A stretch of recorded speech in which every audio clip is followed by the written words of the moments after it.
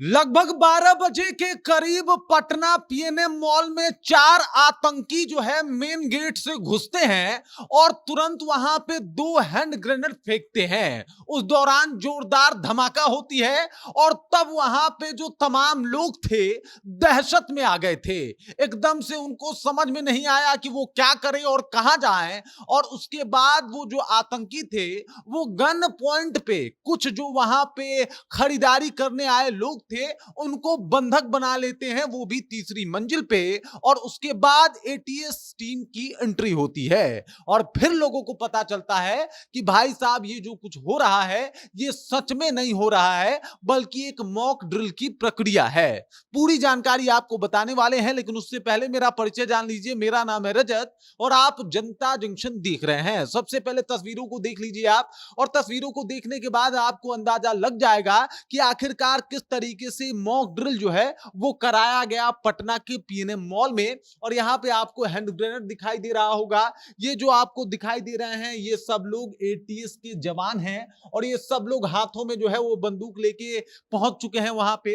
यहाँ पे आपको ये टेररिस्ट दिखाई दे रहा होगा जिसके हाथों में 4 टेररिस्ट थे, उनके हाथों में जो है AK-47 और AK-56 जो है वो बंदूक था। और उसके साथ ये लोग जो है एकदम से मॉल में घुसते हैं। घुसने के साथ ही मॉल में अफरा तफरी का माहौल मच जाता है और इस दौरान वो 5 लोगों को यानी 5 कस्टमर को बंदी बना लेते हैं। वो भी तीसरे यानी मॉल के तीसरे जो फ्लोर है, तीसरे तल्ले पे जो है उनको बंदी बना लेते हैं, उनको जो है वो अपने अंडर में कर लेते हैं। और उसके चंद मिनटों के बाद जो एटीएस की टीम है वो वहां पे पहुंचती है। मौका वारदात पे पहुंचने के साथ जो है एटीएस की टीम मेन गेट से घुसती है और मोर्चा संभाल लेती है। फिर देखता है एटीएस की कलाबाजी कि किस तरीके से ये सब कुछ वो लोग दुरुस्त करते हैं। लेकिन इस दौरान देखने को मिलता है कि भाई साहब वहां जितने भी कस्टमर आए थे उनमें अफरा तफरी का माहौल था। कुछ लोग खाना छोड़ के भाग गए, कुछ लोग 50,000 रुपए तक की खरीदारी करे थे और वो लोग सामान वैसे ही छोड़ के भाग गए।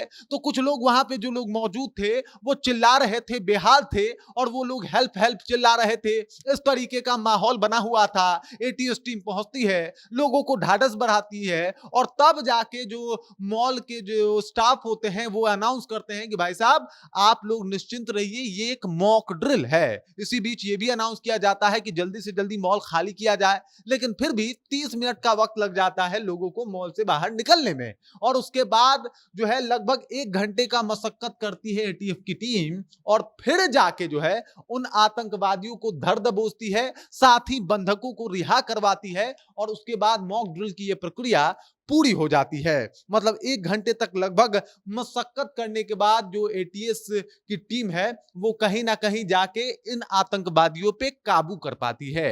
ये एक डेमो था। डेमो इसलिए था कि भाई साहब हम लोग टेरर या फिर जो टेररिस्ट हैं, आतंकवादी हैं, उनसे बचने के लिए हमें क्या करना है, किस तरीके से अलर्ट रहना है, आपको किस तरीके से खुद को छुपा के रखना है, इस दौरान मौका मिलते ही कैसे आपको भागना है, इन सब बातों का ध्यान रखना है। और ये सब कुछ बताया गया। बकायदा जो भी एटीएस के जवान थे उन लोगों ने भी कहा कि भाई साहब बारीकी से देखा जाए, ध्यान से देखा जाए कि आखिरकार इसमें होता क्या है। हालांकि उससे पहले जो खाने पीने वाले लोग थे वो खाना पीना छोड़ के भागे, जो सामान खरीदने गए थे वो सामान खरीदना छोड़ के भागे। मतलब माहौल इतना बुरा हो गया था कि लोगों को लगा कि सच में आतंकवादियों का हमला हो गया है और अब उनका बचना नामुमकिन है। लेकिन बाद में जो है वो कहीं ना कहीं मॉल स्टाफ के द्वारा बताया गया कि सब कुछ नॉर्मल है, आपको परेशान होने की आवश्यकता नहीं है।